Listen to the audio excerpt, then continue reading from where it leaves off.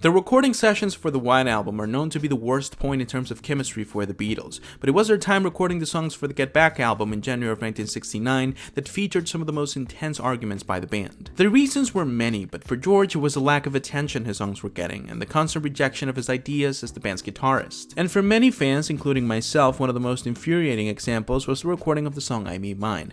Around this time, John was hopelessly obsessed with Yoko. You'd see them kissing each other and giggling in the middle of a rehearsal, and obviously the rest of the band, especially Paul, was getting tired of it. One day, George brought a new song to the studio, a waltz tune that worked as an exploration of human selfishness and ego. Paul and Ringo were really invested in the tune, but John made it clear that he wasn't a fan, stating that the Beatles were a rock and roll band and there was no space for songs like that in the album. Paul and Ringo disagreed and continued with the rehearsal, but John didn't give in, deciding to ignore the group and dance with Yoko instead.